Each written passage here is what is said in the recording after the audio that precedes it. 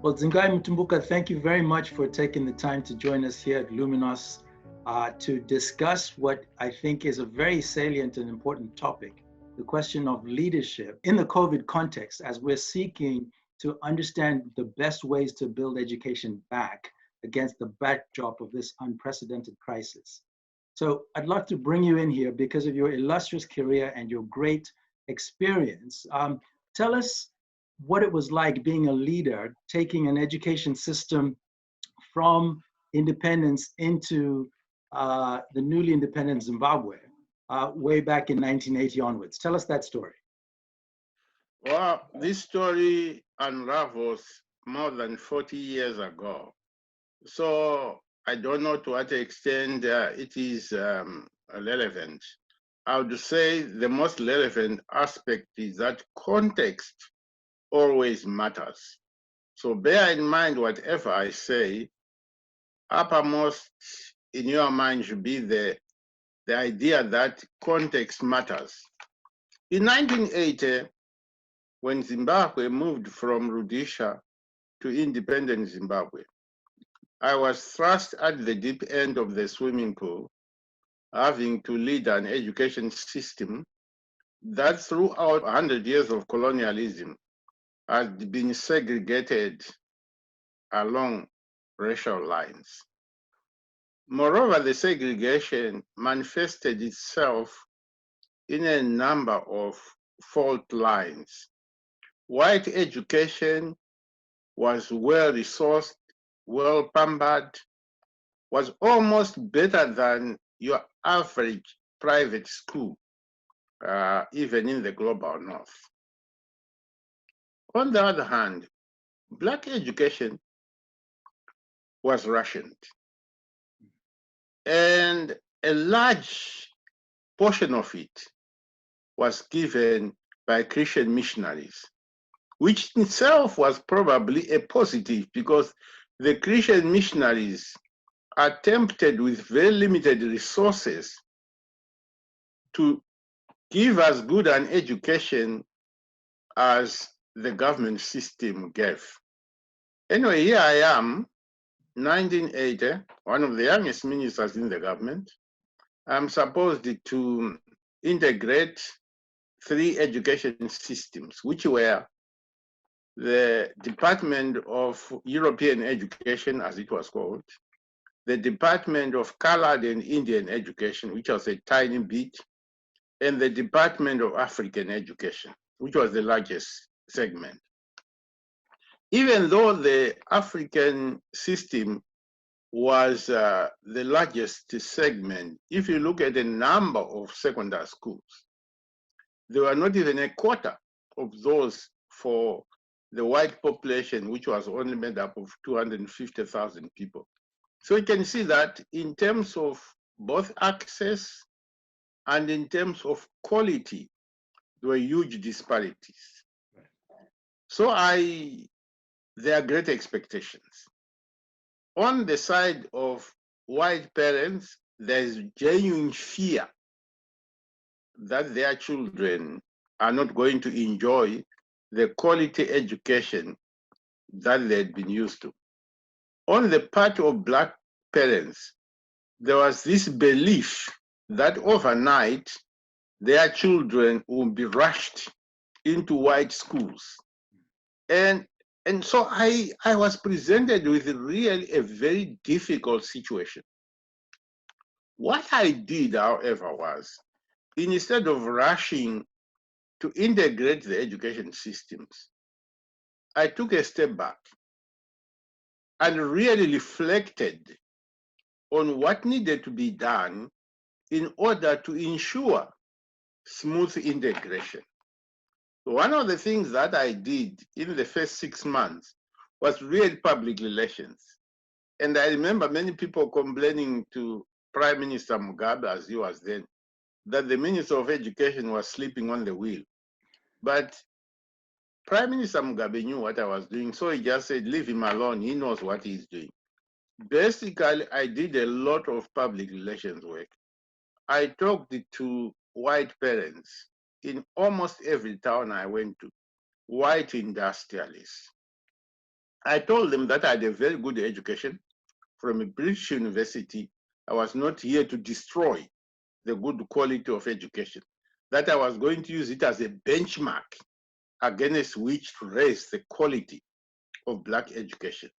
But I underscored the fact that if there was one space in a white school, I would fill it with a Black child. But that I would not, like happened in America, bus any child to school. On the part of Black parents, I told them that Rome was not built in a day, that they needed to be patient, that my job was to provide quality education to all the children of the country, including theirs, that they needed to give me space, they needed to be patient, we are going to get there. On the part of Black teachers, I also told them to be patient, but I told them that there were going to be major changes in terms of the way we train the teachers, in terms of the way we utilize the teachers, because we've done a lot of research on the question of teacher education, both in service and pre-service. I then also told white teachers that I was not going to force them to go and teach in Black schools.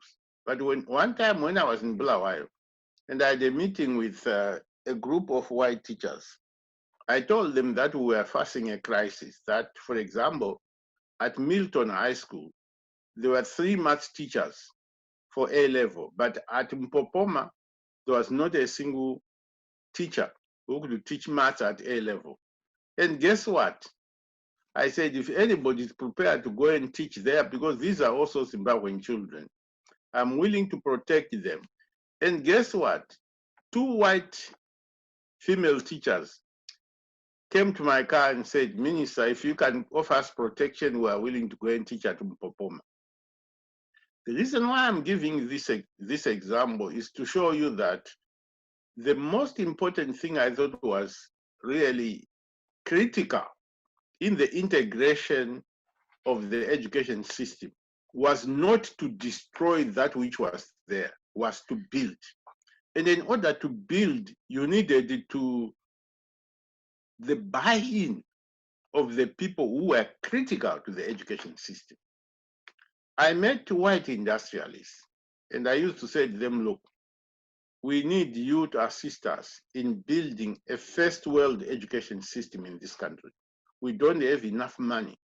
But what I am willing to do for any one of you who is willing to build a secondary school, either in a locality near their industry, I am willing to negotiate with the Minister of Finance a tax break. Thus, it came to pass that some people like Tyne Laurent of Lonro was able to provide us a couple of secondary schools, and he used to joke that I was the fastest negotiator, I was the craziest negotiator who had forced him to part with $5 million in less than 10 minutes. So I was able really to convince people that we were together in this business. So that was the first and most important thing that I had to do. The second thing that I did was to ensure that the standards were benchmarked against an international accepted assessment system, which was the British O and A level system. And so that's what I maintained, that all our students had to aim for what was considered international, one of the best education systems. These are some things we did, so we had really something to aim for. So basically, I did a lot of public relations work before I did the end of the integration of the 2 systems. I also started working in the Ministry of Education among both Black and white officers. I'll tell you that I did something that I'm going to reveal for the first time. What I did when I went into the ministry was that of the 40 most senior people in the ministry, there was only 1 Black. And obviously, there was expectation that I was going to integrate the system. There were also a lot of well-qualified Blacks who were coming from abroad to join Zimbabwe at independence. We were very lucky. Many of our people in the diaspora were willing to come and work for the new government of Zimbabwe. So what I did in the case of the Minister of Education was to call each one of the 39 most senior white officers, and I would ask them the question, look at this organogram, do you agree with it? It's an organogram for the integration of the education system. And almost every one of them said, yes, I agree. Then I started saying, okay, of all the 39 senior officers whom you know, who are the strongest and who are the weakest? And I took extensive notes. And through that, I was able really to identify the strongest among the white officers. So when I integrated the system, everybody was shocked in the ministry. They said, how did you know so much about each person? But basically, they shared the information to me. So those are some of the things that I did at the beginning of the integration of the education system. But at the professional level, I also did a number of very important things. For example, I ensured that all students who wanted to go to secondary school from primary could go to secondary school. And that meant building day secondary schools. And again, there I remember an incident that happened at Lancaster House. We had reached an agreement, the British and the Americans, that because the Americans said, our money cannot be used to buy white land, but it can be used for other activities like education, like health, or like, developing your agriculture, because they knew Zimbabwe had a good agriculture system. So on day one of independence, a group from USAID came to my office and said, well, we have come here, we have been sent by Washington, we want to build 40 secondary schools for you. Then I said, well, I don't want 40 secondary schools. I want hundreds of secondary schools. They said, well, our money is only going to be allocated to build 40 secondary schools. I said, gentlemen, I'm very busy. I don't have time to talk to you. I kicked them out of my office. And my white secretary, Jen Highland, rushed in and said, Minister, these are people from America. You kicked them out. I said, yes, they were wasting my time. Anyway, 2 days later, Ambassador Kelly called me and said, and I was already becoming friends with some of these people. Ambassador Kelly called me and said, well, can I bring some people to come to your office? I said, provided it's not those people from Washington who have been wasting my time. He said, well, Minister, why don't you just listen to them? So they came and they said to me, okay, we heard what you said.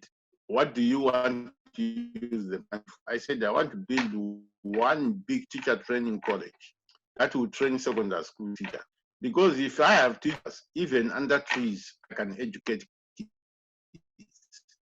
And that's how Belvedere Teachers College was actually built with American money. And I insisted before they left that we should do the sword turning ceremony in front of television so that they would not back off. But really, fast forward, the biggest joke is that whenever a group of people came from USAID to visit Zimbabwe, they were always taken to Belvedere. And they were told that this was the best idea USAID ever had in development work. But I didn't complain because I got my college. So the things that I did in order really to raise the quality of education, two things. Teacher training. We trained primary school teachers in a new, unique way, which meant that it was like an apprenticeship system, where they went to college for the first year to learn about professional foundations. And during their second year, they went to teach full-time and got a stipend because they're not fully trained teachers. But they were teaching under supervision and they continued doing their teacher training. During the second year, they went back to college. And again, in the fourth year, they went back to teach before they came back to college for the final term and did their examination. What is interesting about this approach is that it produced better teachers, so that all the rest of the system started training teachers that way. So that's one thing. Regarding secondary school teachers, we really were very, very short of secondary school teachers. But I was very adventurous and opportunistic. So I used to go to embassies. Like I went to the Australian embassy, and I said, "Don't you have surplus teachers in Australia?" They said, "Yes." I said, "Why don't you give us those teachers?" So I remember the first group of Australian teachers who were flown by the Royal Air Force of Australia. And there was a lot of fanfare when they arrived in Harare. Similarly, teachers from Germany, teachers from Canada, lots of teachers from the UK and from Ireland. I even had 300 teachers from Mauritius, because Mauritius was having a surplus of secondary school teachers, because secondary school teachers take longer to develop than primary school teachers. We needed some stopgap measures. So that is why I went out of my way to recruit teachers from all these various countries that were prepared to support our education system. Why is this very important today? I think really it's important today because COVID presents education ministers with similar challenges. And they really need to think outside the box. How are they going to carry out education against the pandemic? In the case of the pandemic, there are really two things that matter. One is, how do you ensure that children are safe? Secondly, how do you ensure that children are learning? So it requires that, A, in case of safety, you follow the WHO protocol, talking about distance, talking about masks, talking about frequent handshaking, talking about basic hygiene that will ensure children do not infect each other. Secondly, you probably need to approach education from different perspectives. Today, we have a lot of technology that can be used for education. But unfortunately, in Africa, not too many people have access to the internet. And even those that have access to the internet, the bandwidth is very small. Unless we have 5G, it's very difficult. And in the case of cell phones, often there's one cell phone at home for the parents and the children, and there's a scramble over who is going to use it. But we know from experience that the radio is a very versatile tool that can be used in order for children to continue teaching. So teachers should ensure that children continue to learn using various approaches within their means, since countries differ. In some cases, it may be learning on a platform. In other cases, it may be the use of the radio. In other cases, as we see in Uganda, it may be teachers using really hard copies, moving around villages, going to deliver copies to their students, just to make sure that students are continuing learning. Why is this important? It's important because we know from research that if children miss a term of work, then throughout the next 5 to 6 years, they will miss more than a year and a half of their schooling. So it's important that we do not actually miss this opportunity. Secondly, because children may be away for a year, a maximum of a year, they may be away for 3 months if they are lucky. It means that teachers need to be retrained, teachers need to prepare for the new students. Teachers need to adjust the curriculum so that they can cope with the time that has been lost. So there are lots of opportunities that really are presented with the COVID for teachers to ensure that children are safe and children continue their learning. And what is even more interesting is that if some of the pilots that are being used today because of COVID prove resilient, prove efficacious, they can continue even post-COVID. So you are turning a terrible crisis into a major advantage for learning and teaching. Dzingai, thank you very much for what you've shared. I think one of the continual challenges education ministers face is having sufficient budget, having sufficient funding to actually execute whatever ideas they have to deliver effective systems change in their education systems. Could you take us through how you were able to pull together the resources that you needed during your tenure as minister in order to achieve the very interesting and effective goals that you set? Let me start by saying that, to the best of my knowledge, there is no Minister of Education in the world which has enough money. There's always a shortage of money. So I think it's not an excuse to say we don't have enough money, therefore we cannot implement our programs. What is important is to ask the question, how can I get the biggest bang for this buck, for this envelope that I have got? Yes, money goes a long way. When I was Minister of Education, I was fortunate that most of the budget in education, in the government, was allocated to education. Until I left government after 9 years as Minister of Education, I always had the largest budget. Some people used to complain, but at least the President and the Prime Minister and the Minister of Finance said, the money we give to education is used to produce results. And that's why we do it. So I think the most important thing is that in order for people to get additional resources, they need to start by using the envelope that they've got efficiently. And when you look at various education systems, including mine, which was very well resourced, there always is not enough money.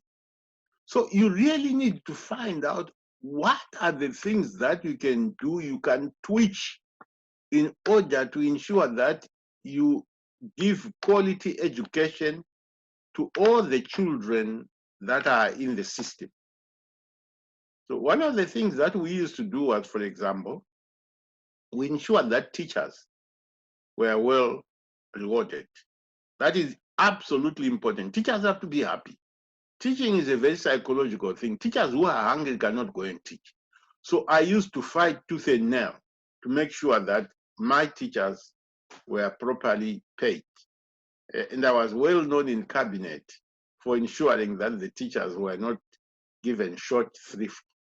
And what I often did was, before I presented a proposal, I often went and negotiated with the Prime Minister or the President, so that by the time I got to cabinet, he was on my side. For example, I remember when I wanted to introduce the policy of free education at primary school, some of the ministers complained that, no, we don't have money for that, etc., etc.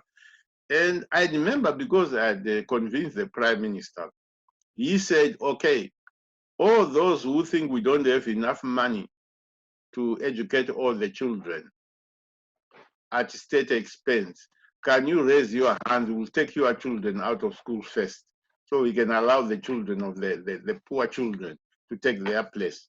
So you need really to be able to convince your colleagues that the money you are spending, particularly people in finance, particularly the president, that you are not wasting money. Because education is an investment, so you need to use money very well.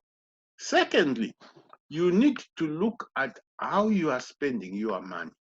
Are there things you can do to improve efficiency? For example, we used to twitch with teacher-pupil ratios. We found that sometimes even by increasing teacher-pupil ratio by just 2 at the primary school, you could actually teach more kids with the same envelope. We tried to find ways of ensuring that the books that the publishers sold to the schools were books that could survive 2 or 3 years. You have to use all those kind of techniques in order to, and we also use to ensure that supervision of schools is extremely important. So sometimes when we did not have enough money to buy cars for supervision or to buy fuel for supervision, we would sometimes forego posts in the ministry that were not critical. With negotiations with the Minister of Finance, especially at the head office, would say, we forego the following positions, we use the money in order to ensure that inspectors, subject advisors can go to school. So I think that there's a lot of flexibility that an entrepreneurial minister of education can use. But the real most important thing I would emphasize is education is an investment. And any minister who becomes Minister of Education must always look at it as an investment, which means it must produce some dividends, which means it must be of high quality. But I never had really a huge problem with funding. Well, I had some problems with funding, but I tried to use different ways in order to achieve my mission. Okay, well, thank you for that explanation. In contrast to your period as minister, where you had substantial resources that you were able to deploy in order to execute your vision of education, prior to independence, I think you had very little by way of resources at all. As you were working with the liberation movement to gain Zimbabwe's independence, and in the interim to figure out what kind of education system you would have once independence was reached. Not only that, but you also had to make sure that the young people, youth and children who were participating in the movement had access to quality education while you're moving forward. So please tell us that story, because I think it lends itself to those countries that you described that may have much less by way in terms of resources than your experience showed. Thank you very much. I think that without the kind of experience that we had in the struggle in organizing education, probably a majority of the innovations we implemented would never have seen the light of day. When I was appointed Secretary for Education and Culture, I was given an impossible job. Basically, I was told there were over 13,000 youngsters who had run away from school to join the struggle. Because when Mozambique became free in June 1975, suddenly a border exceeding over 1,000 miles became open. And a lot of the kids were fed up of going to school, and they just left in mass to come and join the struggle. And so the problem was that many of these kids were so small. Some of them were hardly 7 or 8. And some of them were still less than 18 years. And we had a rule in our movement that anybody who was less than 18 years would not be allowed to fight. So one of the challenges we faced was that when I tried to organize schools for these kids, they didn't want to go to school. They said, we didn't come here to go and learn. We left the schools back in Rhodesia. We came here to train so that we can be fighters. Something similar to what I heard, that one of the footballers who went to one of the universities, when he was asked to go to lectures, he said, "Oh, I came to play football and not to learn math." So it's really similar to what these kids were saying. So I decided that we should give them an incentive. And the incentive was, okay, if you are less than 18 years, we are not going to train you as a soldier. And if you refuse to go to school, we are also not going to train you as a soldier because we don't want ignorant soldiers. So it came to pass that they were quite prepared to come and get an education, hoping that one day, after they graduate secondary school, they are going to be trained as fighters. So it was under this condition, I started looking among the comrades, particularly those who were wounded, and also those who had been teachers in Zimbabwe. And I went from camp to camp and collected a number of these and then gathered them together and started organizing schools. In the end, we had something like 9 or 12 schools, I'm not exactly sure. But altogether, there was over 12,000 youngsters. So I went around to UNHCR, to UNDP, looking for money to buy books, to buy supplies. In the end, we were able to get all the books we needed. We were able to get the teachers, and some of the teachers were also trained. We trained the teachers ourselves to teach in the schools. Then we discovered that there are lots of other issues around education that were important. There was the question of curricula. We had to develop a curriculum. So we to develop assessment system. So we ended up having to establish a research department, which was responsible initially for researching relevant issues to do with the provision of education in the schools we had in Mozambique. But then it became very clear that towards the end that it was not enough just to research about the schools today. They'd also to research about the colonial education system. And what were we going to replace with this colonial education system? So in a sense, it serves as preparation ground for what we were going to do later on when we became free.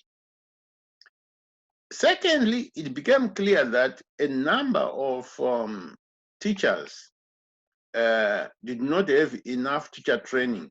So again, we established a teacher training system to train teachers to teach these kids. And also we discovered that in order to run these schools, we needed to manage them. So we established again an administration school. I was also in charge of manpower planning within the liberation movement. So I started thinking ahead to the kind of skills that we would need in Zimbabwe.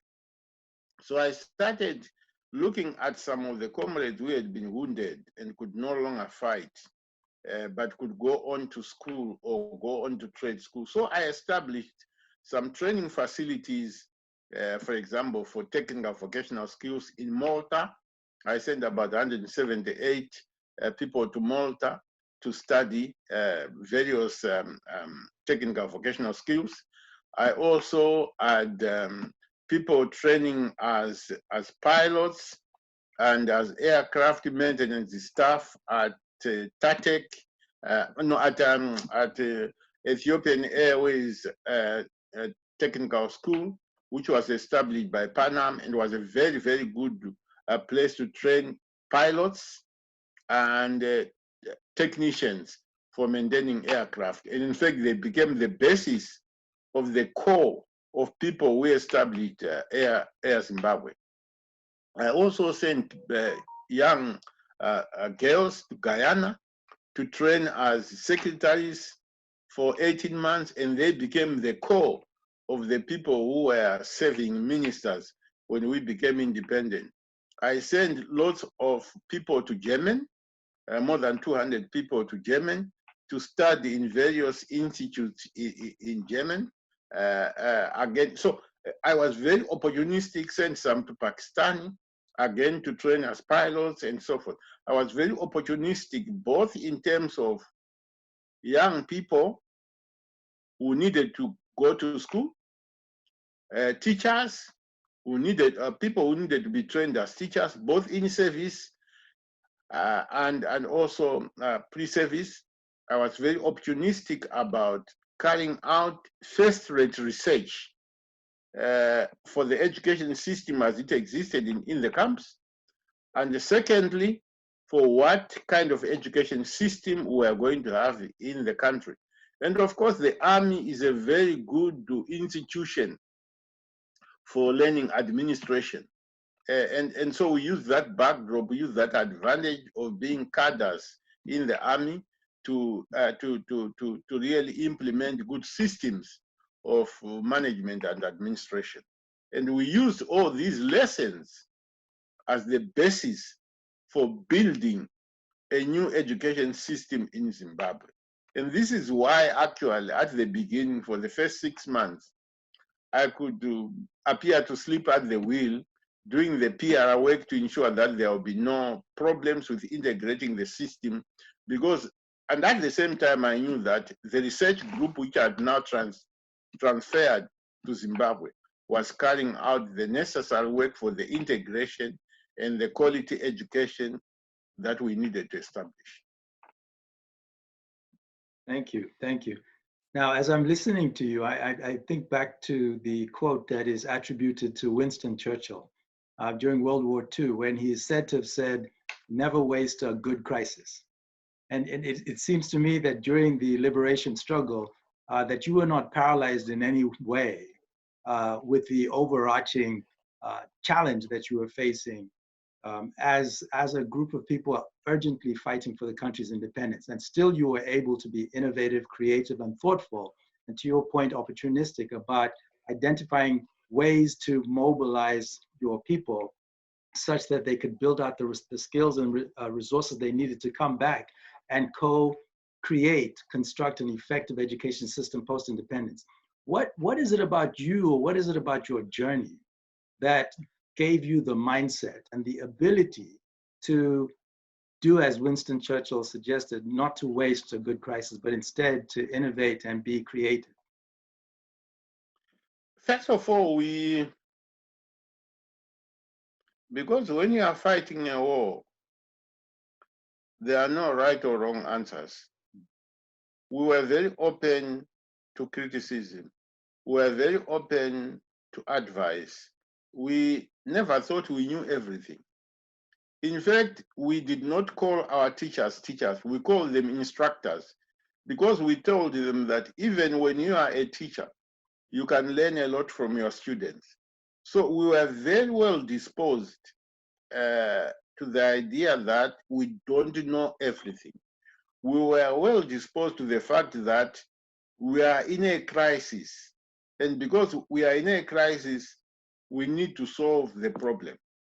I remember when one time I went to London, I passed through London, and I met some of the Zimbabweans that I knew when I was a student there.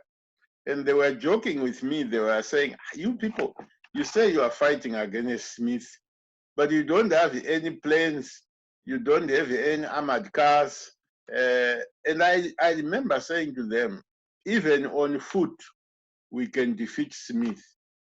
Why do I say this? I say this because that environment, when you are in a war and it's a matter of life and death, really gives you almost a unique position to believe that nothing is impossible. I mean, I think determination to succeed was one of the most important criteria why we did whatever we did. Sure, even if we made a mistake, we were prepared to go back and say, we made this mistake, we will not make it again. We were open, we were willing to experiment, and we knew that there was a country we had to build, because we knew the weaknesses that were there in the country. We knew the strengths that were there in the country. We really behaved very different from many other countries that became free after us because we did not want to destroy anything that was good just because it was religion. We capitalized on that. But if something was negative, we of course discarded it.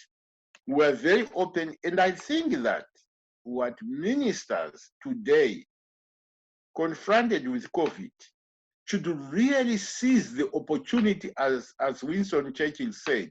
You should not waste that. This is a unique opportunity to reset education systems.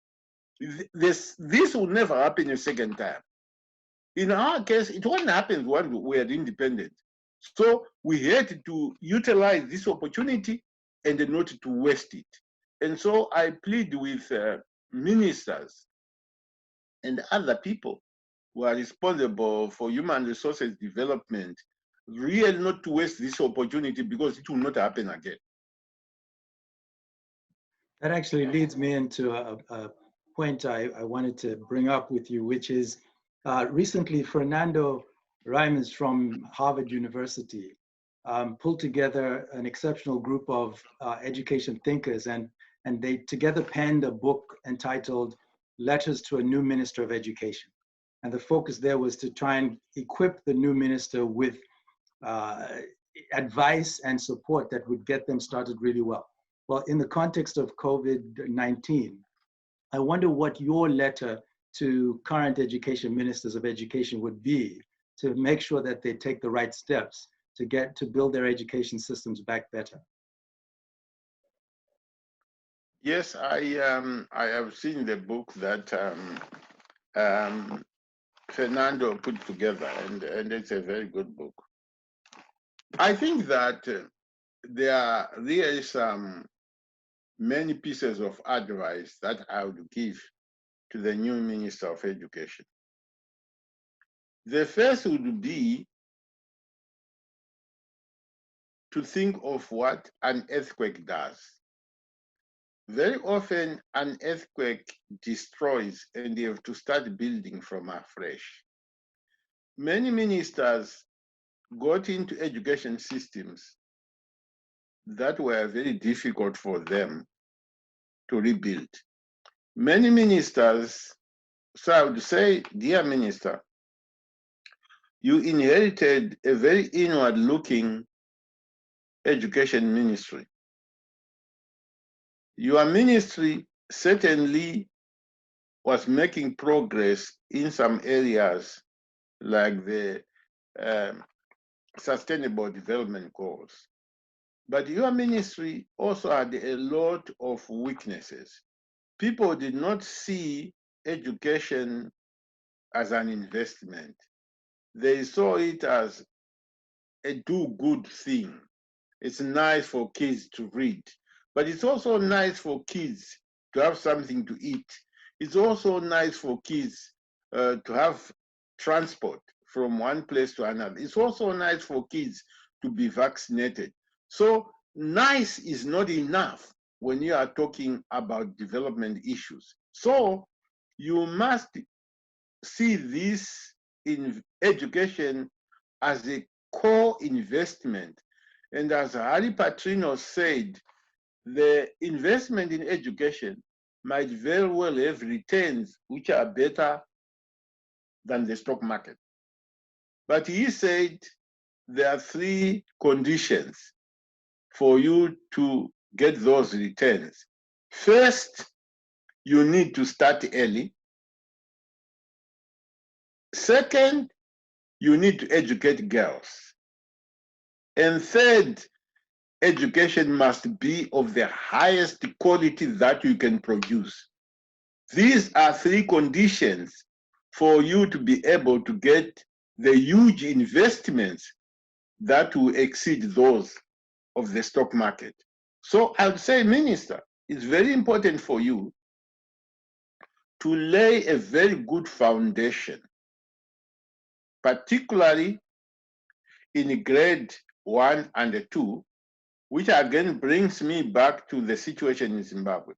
One of the things I did in Zimbabwe, which is one of the things I call a secret weapon about Zimbabwe's education system, is that I discovered that we did not have enough trained teachers, particularly for primary school, while we were doing our Zintech teacher training program. So I went and restructured the education ministry so that we had what we called an infant class. Infant class was grade 1 and 2. And what we did in grade 1 and 2 was to take the most experienced teachers, mostly women, very experienced, very patient. They are the ones who handled what we called infants. And no kid in Zimbabwe who went to grade 1 and 2 under the infant program was left behind, because they were all able to read, to write it. So it's very important for the minister to lay that foundation. Why is it important? It saves money, because once the kids are able to read and to write, especially in today's world where information is easily accessible, even if they don't have very good teachers, in our case for grade 3 and 4, they can continue to be able to read and to be able to learn, because once you are literate, there are many avenues that are open to you. So, Minister, remember that it's very important to use the advent of COVID to restructure your education system so that you lay a solid foundation. This will really, in the end, be a very cost-effective way, because you won't have any repetitions. The system will be very efficient, so you're actually saving money. I would also say to the Minister of Education that it's very important for you to reset the goals, to make sure that you really can achieve the sustainable development goals, whatever it takes. And it may require, depending on the context, that you undertake different approaches to ensuring that kids learn and prepare themselves for productive lives when they leave school. I would say that, Minister, you have a really unique opportunity also to decide what legacy you want to leave behind. This gives you a unique opportunity to try and use different approaches to education. For example, one can imagine a situation if you cannot have so many kids in a school, you could probably restructure the terms differently. You could restructure education differently. Nowadays, we say kids go to school Monday to Friday. Saturday and Sunday are free. Why should Saturday be a free day? Why can't it be used? You could have a situation where kids go to school because they are spaced an alternative system where some kids go Monday, Tuesday, Wednesday. Others go Thursday, Friday, Saturday. The sky is the limit. There are so many options that are now open. You could also use television. You could use radio. You could use the internet. You could use text messages. There are many avenues that are now open to you that you can pilot, that you can experiment, which were not there before. So would you say, as countries are thinking about when to start schools back again, so you have countries like Ethiopia that are looking at a protracted delay to starting, other countries, I think Ghana and Liberia are examples where at least 12th grade students are going back to school almost immediately. What's the right answer? In many of these situations, there's no right or wrong answer. Context matters. What is really important is to ensure that you have what I would call non-negotiable learning outcomes that you aim for. And each country can have different objectives. One of the things that I think worries me a lot about many African countries is really how they labor the curriculum in primary with 5, 6, 7, 8 subjects. If you look at some successful systems like Singapore, they only have 4 or 5 subjects in primary school. But you really concentrate on the core subject, language, math, English, social studies, so that they are aware of the environment.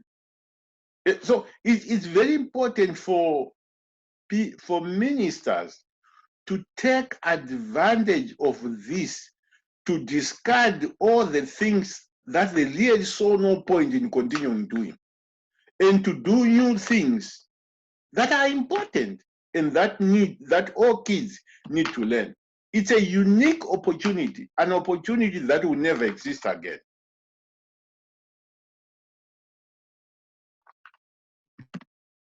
That's excellent. Thank you. Which I think brings me to 2 or 3 final questions, and thank you very much for giving us time here.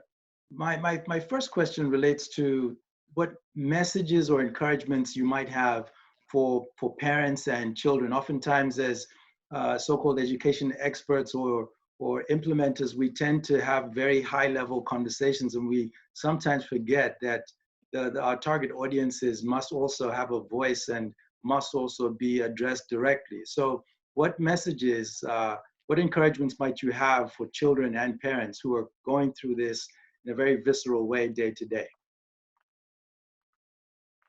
I want to go back to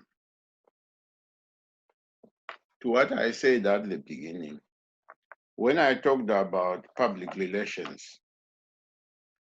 I think that one of the mistakes that educators make is to think that education is the province only of the ministry or only of teachers and students.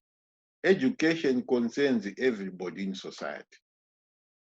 And it is very, very important for the new minister or the post-COVID minister to understand that education is a corporate responsibility. In my case, one of the things that I did was to ensure that the policies of education were understood by the president or prime minister, by the minister of education, by all his officials, by all the teachers, by all the students, and certainly by all parents. It's very important that these policies are owned by everybody. I'll give you an example, which is very, very important. I was in Namibia advising the Minister of Education. And I was in one of their game camps. The minister gave me a present, just, why don't you go and see our game camps? You have been working for very hard. I've been working for a month. So I went there and I met a number of white Namibians and white South Africans. They heard that I had been Minister of Education at the start of our independence. So they said to me, Minister, I want to ask you a question. I said, yes. They said, Zimbabweans are a standout. Even whether they are a veterinary surgeon or just a technician working with animals or an accounts clerk or an accountant, they are a standout. What exactly did you do in your education system that makes them a standout? So I reflected on this for a while, and I said to them, well, the only thing I can think of is values. They said, what do you mean? I said, you know, if an education system does not impart values, it does not matter how much reading, how much math, how much everything they've got, it's a worthless education system. So You know, in our culture, we call it unu, being a human being, which separates you from an animal. And you know, in the village, if a child behaves in a certain way, they don't wait for the father or the mother. They say, whose child are you that you should behave like this? It means that you have behaved like an animal. You are not a normal being. And this is part of upbringing of children. So values are extremely important. And the values really of being a good citizen, being a good person, having integrity, being accountable, have to be communicated both in the school and in the home at the same level, which means that parents and the teachers are co-parenting this child. They are co-producing the values that the child will carry through the school system and later on in life. So values are important. So it's absolutely critical that parents do not think the role of upbringing children only belongs to the teacher, or that teachers think when the children leave the school, somehow they throw away the values that have been imparted at school and can behave otherwise. It's critical. Therefore, this is a joint responsibility. The parents and the community at large, together with the education system, have to co-produce, so we produce this wonderful product that we call a healthy and productive child. That's excellent, excellent. One more question, and then we can close.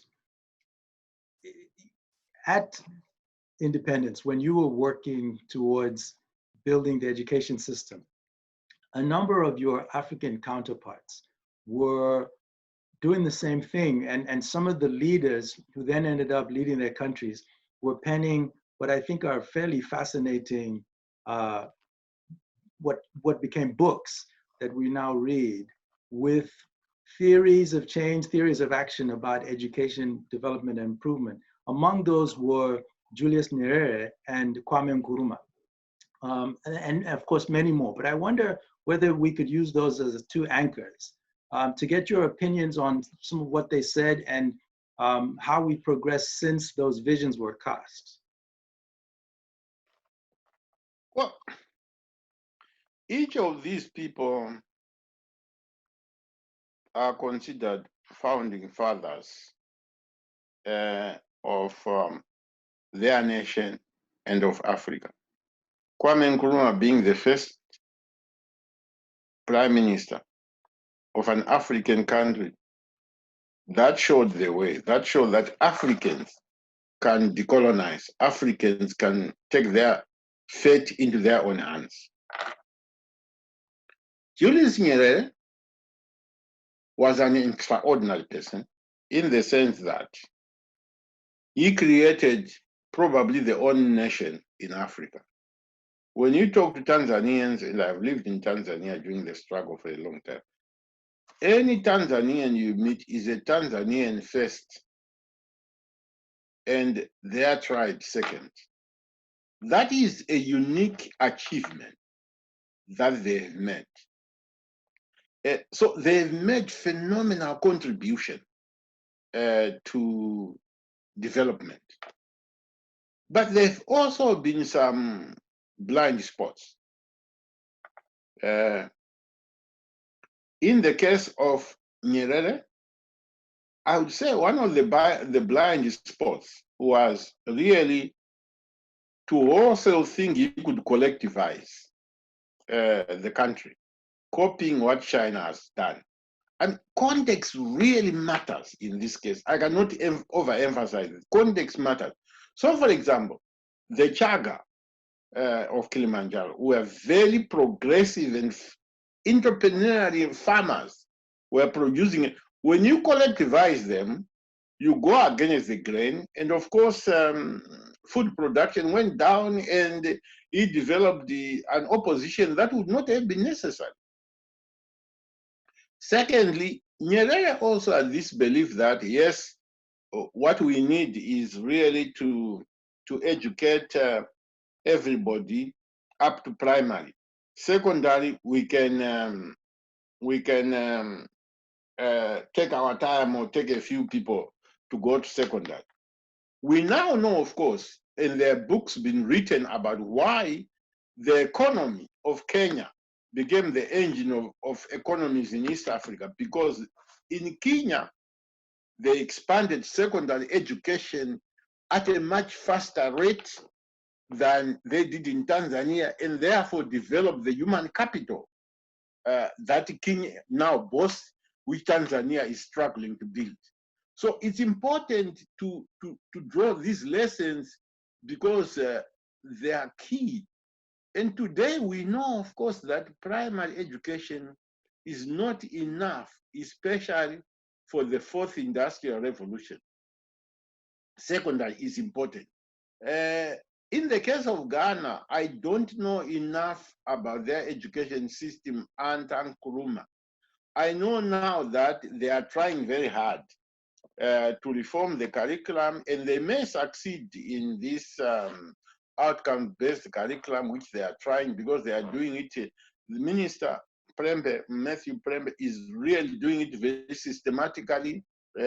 I'm providing some advice to him in any manner that I can through the Big Win Philanthropy. And next week we are going to discuss the next stage of his reforms. So I think that what is very crucial is to appreciate that these leaders had their role to play, which was extremely important, and one cannot deny that. But it's also important that at some stage, they continued to do things that were no longer relevant for development. You know, when we were in China with Mugabe for a state visit, we met with Deng Xiaoping in 1983, when China was much more backward than Zimbabwe, certainly much, much more backward. And we had a discussion, and I remember Mugabe saying, but why are you people derogating a bad place for Comrade Mao Zedong, the founder of your nation? And then said, Mao was our leader, but along the way, he made some mistakes. And he then went on to say, we are going to do things in this country that after 10 years, nobody will recognize China. And he went on and did that. So what I'm trying to say is that even the best leader can also make mistakes. And yes, context matters. So I think that what is very crucial today is for African leaders really to have a compass, a North Star to say, I would like to take my country to that position, and to constantly focus on that. And I think in a sense, that's one of the things that I achieved in Zimbabwe, because I used to tell Mugabe that after 5 years, no child who wants to go to secondary school in Zimbabwe can say, I don't have a place. You need to have some benchmarks. You need to have some goal that you pursue day in and day out. And my guess is that part of the challenge that Nkrumah and the Nyerere, they may have had some excellent things they wanted to do.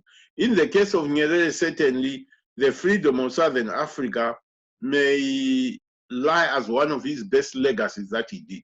Because at one time he stood alone when other countries, including Kenya, Malawi, were selling out, and he stood for the liberation movement. You cannot take that away from him.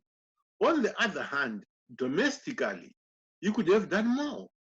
So I think it's very, in his case, he was very smart, because when we awarded him a doctorate at the University of Zimbabwe, and there was a private discussion between Mugabe, him, and myself at State House.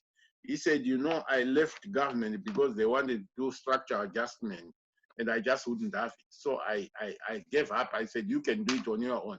And of course, we know that since then, the economy of Tanzania has improved phenomenally. So he did his job. But we know that he had also some blind spots, which we cannot ignore. And I suspect that even today in Africa, we have leaders who are doing some good things, but if they are not careful, they will have a blind spot, and that will be their undoing. But I would say that context matters a lot, and we have enough experience now in the world to know the most important thing, in my view, is vision. And I think that in another context, I would talk to you about Tongogara. Tongogara was one of the most visionary leaders that I ever come across in my life. He saw things that many people did not see. I think that a leader, in my view, should be like an architect. And you know, an architect can come and see a piece of ground, but can conjure parking garages, supermarkets, hotels, reception rooms, banquet rooms. We need that kind of leader. And you know, from other successful countries, like I talked about Deng, the vision he had, and you can see where it took China. You can look at Lee Kuan Yew, who inherited a mosquito-infested swamp. He had a vision where he wanted to take Singapore. Now, the highest per capita income in the world, because he had a vision. Even though Singapore, other than a port, they had nothing else. They used his vision, he looked at what he needed to do, and he implemented it. Africa. I remember once when we were having, when I was chairman of ADEA, and we had an annual meeting in Burkina Faso, and we had about 40 ministers there. We invited a professor from Korea. He was one of the keynote speakers. In a private discussion that I had with him, he said, you know, you people in Africa are so rich. You are starting with much more richer resources than we start. But you are not focusing on the things that matter. He said, focus on your people. These other things are secondary. If you just really invest in very high quality education, and no compromise, it has to be very, very high quality. You see one day you succeed beyond all comparisons. And that, I think, for me, would be the message that I would like for ministers of education who are confronting COVID and going beyond COVID. Be a visionary. Think of things that nobody can even dream about. You know, the world advances because of dreamers. It does not advance because somebody says, I'll just do what everybody has been doing. That's nonsense. You have to be a dreamer, and you have to have a vision. And once you have a vision where you want to take the education system, then you have this campus. And every single day, even if you are detracted because there's a detour on the road, provided you have your campus, you come back and say, here is my North Star, this is where I'm going. That's a wonderful place for us to bring this conversation to a close. Thank you very much. But before we do, two very quick questions for you. What was your favorite book when you were growing up? And what is your favorite book today? What was my favorite book when I was growing up? Animal Farm. I read Animal Farm many, many times. It was a novel, but as I grew up and continued coming to read it, it became really very interesting. And to a large extent, has explained to me why people who start so well, like Mugabe did, can end up so badly. So that's that I would say. There may have been other books that I read, but that was one of the interesting books that I kept coming back to again and again. Now I couldn't say what is my favorite book. I read all sorts of things. Today am much more interested in nonfiction, because I passed the stage where I'm interested in fiction. I am reading a book at the moment which you may find very interesting. It's called China's Second Continent, and it's written by Howard W. French. It really shows you about the emigration of Chinese people to Africa and why they are going there. And it's fascinating, it's interesting, it's nonfiction.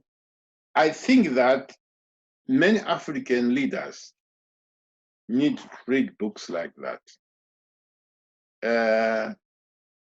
because it will give them an understanding of where they are and of where they may be going wrong, and particularly of understanding that there's no permanent friendship, that many people do things for a motive, for ulterior motives. So I like to read those kind of books. There's another book that somebody just gave me, but I have not yet read it. It's called The Wife's Tale, and it's written by, I think, an Ethiopian, Ida Eder-Mariam. These are the sort of books that I'm interested in. This book on Ethiopia, when I finish it, I might give it to you so that you can also read and make up your mind. Very good, thank you. Sir, this has been a privilege to listen to you and to soak up your wisdom. Would that we had time to just let the camera continue rolling for days. But thank you very much. We at Luminos are very thrilled to have had the time with you. We just really appreciate your wisdom. Thank you very much. I mean, whatever I can do to help, I will help. But I think I want to end up by saying what Luminos and other people are doing is extremely important. And it often worries me to say that I'm very impressed about what organizations like Luminos and others are doing, because sometimes they show more concern for the education of African children than those of us who are charged with the responsibility of developing the young generation. So please don't tire. Continue the good work. Africa's children will thank you for it. Thank you very much, sir.